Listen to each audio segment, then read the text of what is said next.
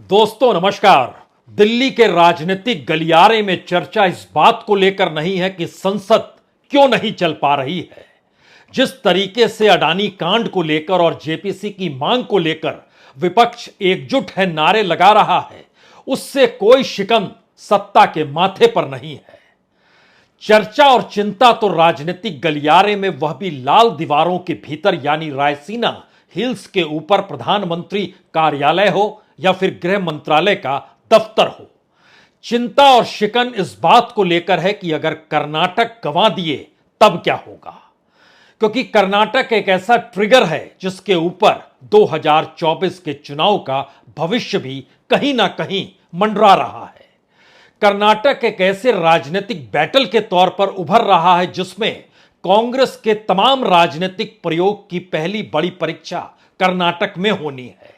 और बीजेपी जो अभी तक दिल्ली के जरिए कर्नाटक का खेल करती रही और बोम्मई को मुख्यमंत्री बनाकर भी उसे कोई शह और मात देने की स्थिति में कर्नाटक के भीतर से निकल नहीं पाया, चाहे वो येदियुरप्पा ही क्यों ना हो, जिन्होंने एक वक्त बीजेपी के लिए रास्ता बनाया, फतह दिलाई।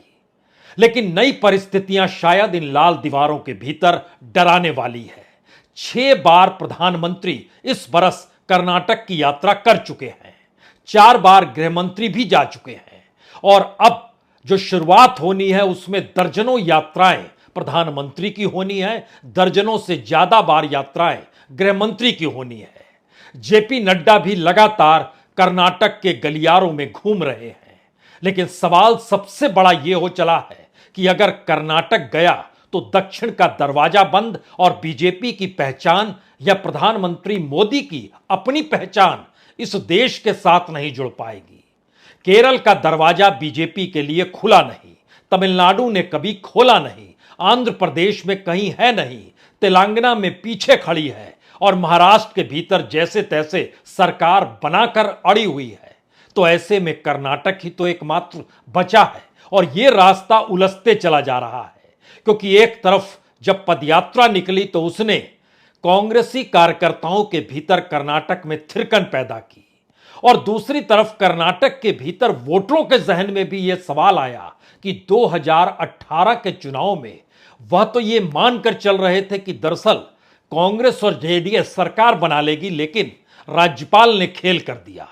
104 सदस्यों वाली बीजेपी को 15 दिनों का वक्त दे दिया कि सरकार आप बनाइए, और दोनों एक साथ थे, यानी कांग्रेस और जेडीएस 117 विधायकों के साथ, बहुमत के साथ, लेकिन उन्हें मौका नहीं दिया और कर्नाटक में खेल हो गया। लेकिन यह खेल क्या दोबारा खेला जा सकता है? क्या किसी ऑपरेशन की तैयारी इन लाल दीवारों के भीतर चुनाव परिणाम आने के बाद को लेकर बन रही है? क्योंकि जिस बिसात के आश्रय चल रहे हैं उसमें 2-3 बातें गौर करने लायक इसलिए है क्योंकि पहली बार दिल्ली ये मान रही है कि दिल्ली के आश्रय कर्नाटक का खेल खेलना बेहद मुश्किल काम है। मुश्किल काम का मतलब है कि वहां के समीकरणों के आश्रय ही आपको चलना होगा।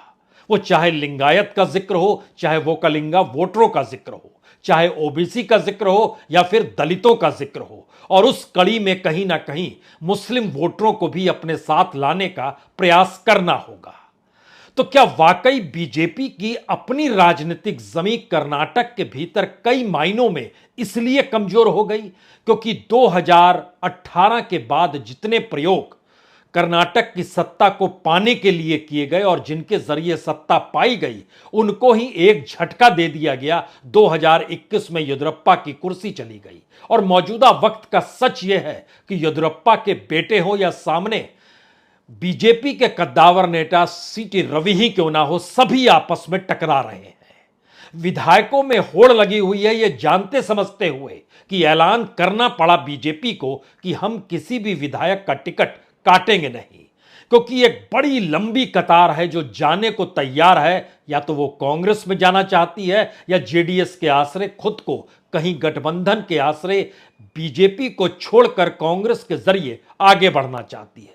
तो क्या कांग्रेस की राजनीतिक जमीन पुख्ता हो चली है?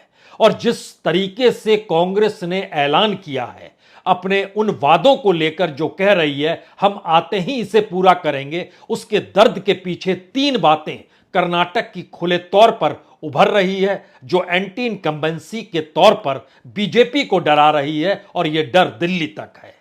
पहला बड़ा हिस्सा तो उस गरीबी मुफलिसी, गरीबी की रेखा से नीचे वाले तबके को लेकर है, जिसको राहत और रियायत अब कैश के तौर पर देने का वायदा कांग्रेस कर रही है। दूसरी परिस्थिति बेरोजगारी को लेकर है, और यह हर कोई जानता है कि कर्नाटक महाराष्ट्र के बाद रईस राज्यों में आता है, और शायद इसीलिए रईस राज्य के भीतर पॉलिटिशियन अक्सर रईस होते हैं, और रईस पॉलिटिशियन अपनी सत्ता गंवाना नहीं चाहते हैं, इस तरफ रहें या उस तरफ रहें।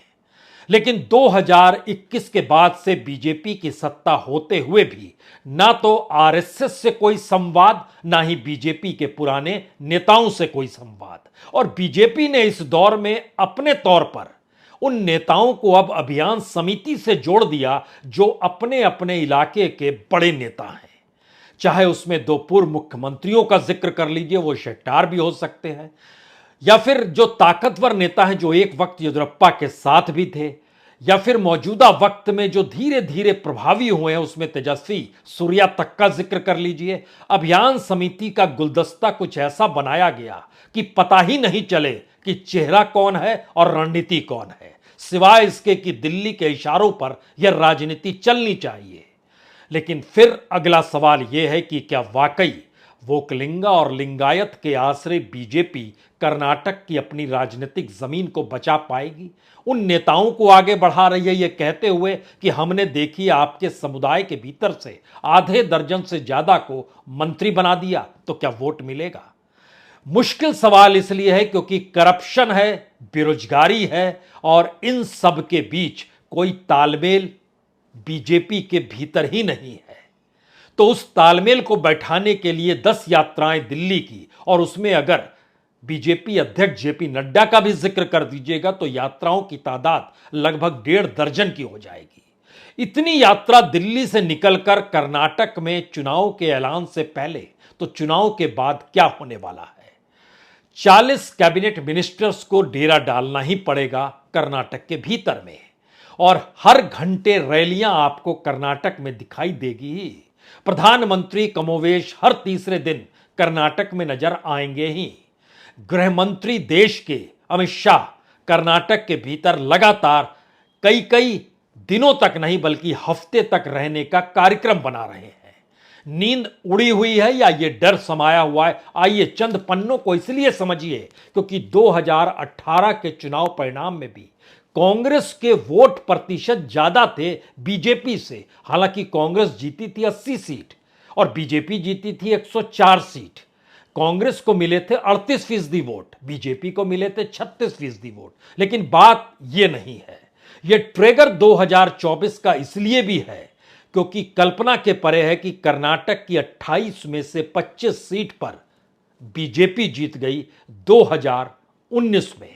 यह स्थिति 2014 में नहीं थी। उस वक्त 17 सीटें उसने जीती थी, लेकिन अब 25 सीटें जीत चुकी हैं और परसेंटेज ऑफ वोट लोकसभा चुनाव में 50% से ज्यादा बीजेपी के हक में चला गया। तो क्या अब ऐसी ढलाओं की शुरुआत है और उसकी सबसे बड़ी वजह कांग्रेस की पदयात्रा राहुल गांधी की निकलना है, या फिर डीके शिव कुमार चेहरे के तौर पर अब उभर कर आ रहे हैं, या फिर सिद्धारमैया इमोशनल कार्ड खेल रहे हैं कि मेरा ये आखिरी चुनाव होगा, या फिर कांग्रेस के अध्यक्ष मल्लिकार्जुन खड़गे कर्नाटक से ही आते हैं, या फिर यूथ कांग्रेस के नेता भी कर्नाटक से ही आते हैं? ये कौन सी स्थिति है? और इन परिस्थिति के बीच राहुल गांधी भी अब 1-2 नहीं 3-3 दिनों तक का कार्यक्रम बना रहे हैं। ये मैसेज क्या है और 2024 के लिए क्यों धड़कनें दिल्ली की बढ़ी हुई है, जबकि कर्नाटक तो महज एक राज्य है जो दक्षिण का है।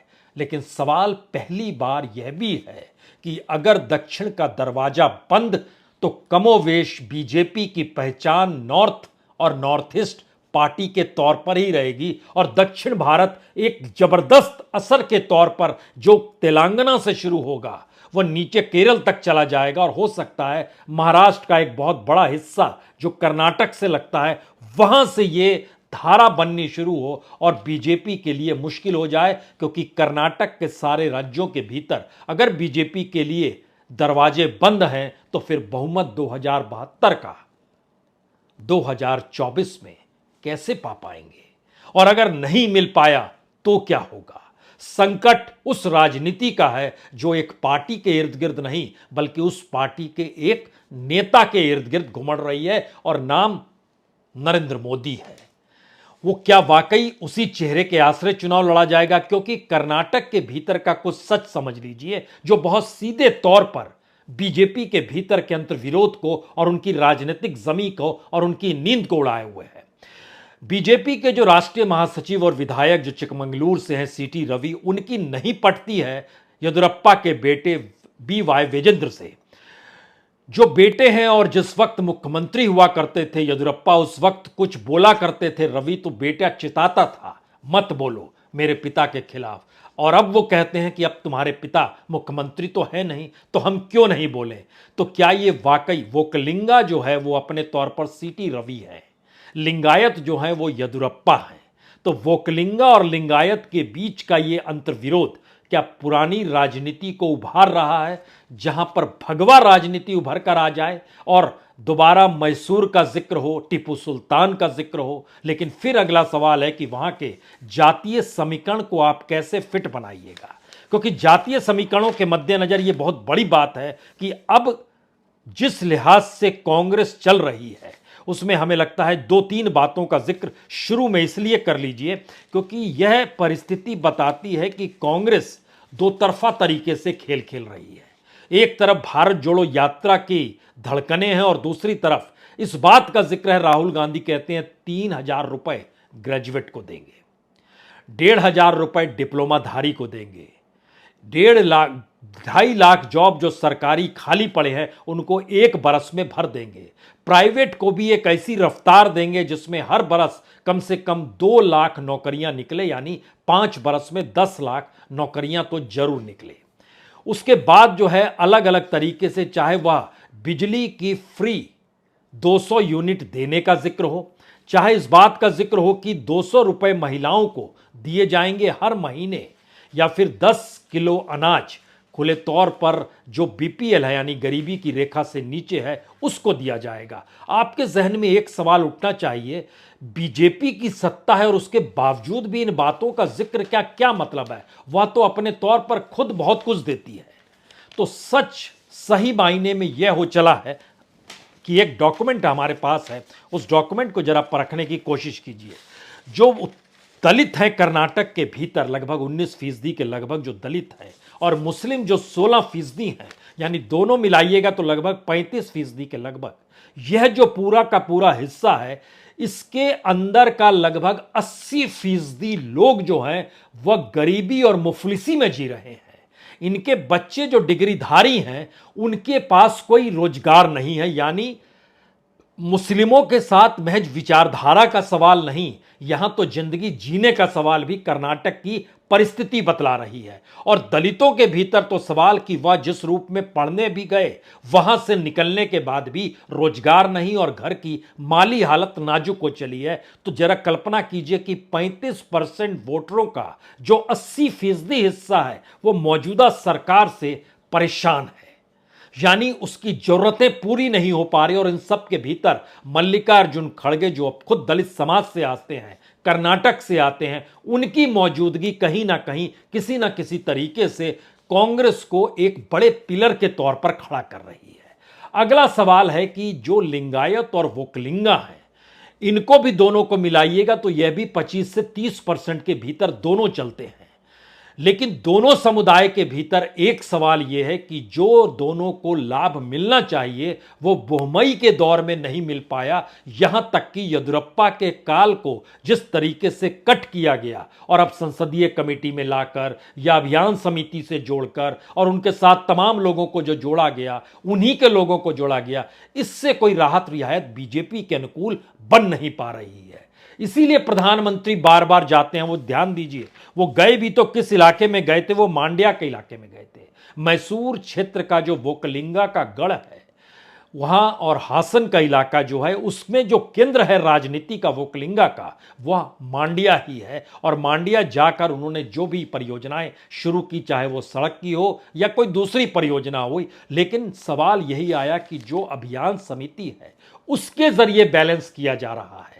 उसको बैलेंस करने का मतलब है कि उसमें पूर्व मुख्यमंत्री शेट्टार को भी ले लिया गया, सदानंद गौड़ा भी आ गए जो अभियान समिति बनाई गई है, तेजस्वी सूर्या भी आ गए, प्रताप सिम्हा भी आ गए, मंत्री सुनील कुमार भी आ गए, एक बैलेंस, यहां तक कि करदंजले भी आ गए, बोहमई भी मौजूद हैं। यानी वोकालिंगा और लिंगायत का जो बीच का रास्ता बीजेपी ने अपनाया है वो मानकर चल रही है कि जातीय समीकरणों के आश्रय और येदियुरप्पा ने जो सेंध लगाई थी उसकी उम्र पूरी हो गई है। दूसरी उम्र पूरी कर दी येदियुरप्पा को लेकर, जब करप्शन के चार्जेस लगे थे और उनको जब हटाया गया था, उससे बुरी स्थिति कर्नाटक के पूरे सिस्टम में समा गई कि 40% कमीशन, और इसको लगातार 15 दिनों तक पदयात्रा के दौर में राहुल गांधी बोलते चले गए। और लोगों के जहन में यह सवाल भी आया कि किसान तक जब दिल्ली में धरना देने आए थे तो खोपड़ियां लेकर आए थे, इसको बताने के लिए कि किसानों की बदहाली कैसी है। किसानों का बड़ा वोटर जो एक लिहाज से लगभग 5% की परिस्थिति में प्रभावित करता है, वह भी बीजेपी के अनुकूल नहीं है। दिल्ली की नींद इसलिए भी उड़ी हुई है कि वोकलिंगा और लिंगायत के बीच संतुलन बैठाते बैठाते दलितों की स्थिति हो और मुस्लिमों के बीच सेंध लगाने की कोशिश हो, सब कुछ धूमिल पड़ गई। ओबीसी का जो मंत्र होता था वह भी नहीं चल पा रहा है और इन सब के बीच कोई चेहरा दे पाने की स्थिति में नहीं है, तो क्या करेंगे। और दूसरी तरफ जो ऐलान हो रहे हैं कांग्रेस की तरफ से और इन सब के बीच जेडीएस को लेकर जो नए सवाल खड़े हो रहे हैं, उसमें पहली बार केंद्र कर्नाटक की राजनीति उस तीसरे मोर्चे को लेकर भी बन रही है, जहां ममता बनर्जी और अखिलेश कह रहे हैं हम जेडीएस के लिए चुनाव प्रचार करने कर्नाटक में जाएंगे। यानी 2024 की दिशा में बढ़ते हुए कदम का एक राजनीतिक प्रयोग या फिर एक ऐसी टेस्ट हर पॉलिटिकल पार्टी के लिए है, हर उस नेता के लिए है जो 2024 के मद्देनजर खुद की उपयोगिता कहीं देखना चाहता है। और कर्नाटक का मैसेज हर चुनाव पर पड़ेगा या सिर्फ साउथ तक सीमित हो जाएगा। लेकिन दूसरा सवाल यह है कि जो भाषण दिए जा रहे हैं कर्नाटक के भीतर रैलियों में, उसमें निशाने पर करप्शन है। वो बोहमई के सिस्टम का करप्शन हो या दिल्ली में अडानी को लेकर जो संपत्ति दी गई और जो निजीकरण का बहार चल पड़ा इस दौर में, और जो मोनेटाइजेशन की परिस्थिति आ गई, वह भी वहां पर उठाया जा रहा है। क्योंकि सबको पता है कि महाराष्ट्र और कर्नाटक भारत के दो ऐसे राज्य हैं जहां पर मैक्सिमम फॉरेन इन्वेस्टमेंट की स्पेस है, जहां पर टेक्नोलॉजी के लिहाज से स्पेस है, जहां पे प्रोफेशनल्स का जमावड़ा है। वहां पर यह मैसेज अगर खुले तौर पर आ रहा है कि चाहे वो बेंगलोर में बैठी हुई बीजेपी की सत्ता हो या दिल्ली में बैठी हुई बीजेपी की सत्ता हो, करप्शन का आइडिया सिस्टम के साथ कैसे जोड़ना है, अगर यह चल पड़ा है तो फिर बीजेपी की रातें और उसकी नींद तो गायब हो ही रही होगी, उसको मुश्किल तो दिल्ली में हो ही रही होगी। इसीलिए रायसीना हिल्स पर प्रधानमंत्री कार्यालय और गृह मंत्रालय के दफ्तर में कर्नाटक के लोगों की आवाजाही इस दौर में बड़ी तेज हो चली है और हर कोई समझा रहा है, बता रहा है, फार्मूले निकाले जा रहे हैं, सर्वे किए जा रहे हैं, जानकारी ली जा रही है कि किस रूप में बीजेपी इस गढ़ को ना गंवाए और गंवाने की बाद की परिस्थिति में वह पूरी फेरिस्त सामने होनी चाहिए जिसमें ऑपरेशन लोटस चलाया जा सके। तो क्या वाकई इस कर्नाटक को लेकर बीजेपी इस हद तक जाने को तैयार है कि इलेक्शन से पहले ही वो ऑपरेशन लोटस की सोचने लगे और उस दिशा में जाए जहां पर ईडी अपने तौर पर जिन लोगों को नोटिस भेजने वाली है उसकी लिस्ट एक आपको जानकारी के लिए दे देते हैं कि दरअसल नोटिफिकेशन से ठीक पहले माना जा रहा है कि अगर आप अप्रैल के महीने में फर्स्ट वीक में अगर इलेक्शन कमीशन चुनाव का ऐलान करने जा रहा है तो फिर मानकर चलिए कि 30 मार्च से प्रक्रिया शुरू हो जाएगी। और ये प्रक्रिया जो है पूरे कर्नाटक के भीतर का वह तबका जो पैसा कांग्रेस के भीतर लगाएगा या राजनीतिक तौर पर बीजेपी के खिलाफ खड़ा होगा, वह बिजनेस वाले तबके को उसके दरवाजे पर और उसको बुलावा ईडी और सीबीआई की तरफ से शुरू हो जाएगा। कुल मिला के जो कर्नाटक के भीतर सीबीआई और ईडी और आईटी को भी जोड़ दीजिए, अगर इन तीनों के नोटिसेस को मिलाइएगा तो ये तकरीबन 722 नोटिसेस हैं जो अपने तौर पर रेंगना शुरू होंगे और वह 1 महीने तक चलेंगे। कोई पैसे की आवाजाही राजनीतिक तौर पर चुनाव को प्रभावित ना करे या विपक्ष को मजबूत ना बना दे। इस खेल के भीतर जरा विधानसभा की परिस्थिति को देख लीजिए। यह इसलिए जरूरी है क्योंकि जिस छलांग को इसके पिछले चुनाव में बीजेपी ने अपनाया, अगर वो दोबारा पुरानी परिस्थिति में लौट आती है तो इससे बुरी स्थिति कुछ नहीं होगी, क्योंकि 2013 में बीजेपी को सिर्फ 20% वोट मिले थे और 40 सीटें मिली थी, लेकिन 2018 में लगभग 20% से 36% वोट आ गए और 40 से 104 सीट पर पहुंच गए। यह छलांग थी, यानी बीजेपी जिस लिहाज से जीती है उस लिहाज से गवर्नेंस अगर वहां निकलकर नहीं आई, जो लोगों के भीतर सवाल निकल कर आ रहा है, तो जरा कल्पना कीजिए कितने नीचे वो जाएगी। और कांग्रेस 2013 में 37% वोट ली थी, 112 सीट थी, और 2018 में उसने 38% वोट आए, यानी वोट का परसेंटेज बढ़ गया। सीट हालांकि 112 से घटकर 80 हो गई। जेडीएस कमोवेश 18 से 20% वोट के भीतर रेंगती है और उसकी सीट भी लगभग पिछली बार 40 थी, पिछली बार 37 थी, उससे पिछली बार 40 थी। यह एक स्थिति है, लेकिन लोकसभा के दायरे में अगर आप इसको कन्वर्ट करना चाहते हैं और सोचना चाहते हैं कि क्यों दिल्ली की नींद उड़ी है, तो इस बात से समझ जाइए कि 2014 में 17 सीटें बीजेपी जीती थी, कांग्रेस 9 सीट जीती थी, जेडीएस 2 सीट जीती थी। 2019 में छलांग लगाई बीजेपी ने और 17 से 25 पर आ गई, 28 में से 25 सीट जीत गई। कांग्रेस 1 सीट, जेडीएस 1 सीट कल्पना के परे है। और परसेंटेज ऑफ वोट भी 43% से छलांग लगाकर 51% पर बीजेपी पहुंची 14 और 19 में, और कांग्रेस 40 और 31 पर आ गई। झटके में 9% वोट कम हो गया। लेकिन जो रफ्तार बीजेपी ने पकड़ी, उस रफ्तार से कांग्रेस ढही नहीं। जिस रफ्तार के आसरे पूरा सुपड़ा साफ कांग्रेस का कर दिया और उसके पिछले चुनाव में कहीं नहीं थी बीजेपी, यह परिस्थिति कर्नाटक के भीतर लगातार रेंगने लगी है। और इलेक्शन का मुद्दा चाहे अनचाहे उस एंटी इनकम्बेंसी को हाथ में ले रहा है, जिस एंटी इनकम्बेंसी को पैदा नहीं होने की स्थिति में हमेशा दिल्ली का हुनर लेके आता है। तो क्या दिल्ली का हुनर कर्नाटक की राजनीति को प्रभावित कर पाएगा, या कर्नाटक का दरवाजा बंद हो चला है और इस बंद दरवाजे को लेकर 2024 की धड़कनें मोदी सत्ता की बढ़ी हुई तो नहीं है? एक आखिरी सवाल इस दौर में, जो नेता का हम नाम लेने जा रहे हैं बीजेपी के नेता, उसमें पहला नाम तो जाहिर है येदियुरप्पा है, उनके बेटे दूसरा नाम है, तीसरा नाम करंजले का है, चौथा नाम बोम्मई का है, पांचवा नाम शेट्टार का है, छठा नाम सदानंद गौड़ा का है, आठवां नाम तेजस्वी सूर्या का है, नौवां नाम प्रताप सिम्हा का है, उसके बाद सुनील कुमार है, उसके बाद सीटी रवि हैं और विजयन जो बेटे हैं वो। यानी इन 10 नामों के इर्द गिर्द समूची बीजेपी को अपनी राजनीतिक बिसात बिछानी भी है और वोट भी लेकर आने हैं। और दूसरी तरफ खड़ी हुई कांग्रेस, जहां पर जेडीएस कल तक मजबूत नजर आती थी, अभी वह सिर्फ अपने पारंपरिक वोटों के इर्द गिर्द है। यानी वोटों का ट्रांसफर जो होना है वह बीजेपी के वोट ही कांग्रेस में जाएंगे तो जाएंगे, अन्यथा नहीं। अगर इस परिस्थिति में कर्नाटक का मैसेज निकल कर आता है कि बीजेपी के वोट शिफ्ट हो गए कांग्रेस में, यह ट्रिगर नहीं है, यह एक ऐसा एसिड टेस्ट है 2024 को लेकर, जो कर्नाटक में धड़क रहा है, लेकिन उसकी आवाज रायसीना हिल्स पर सुनाई देने लगी है।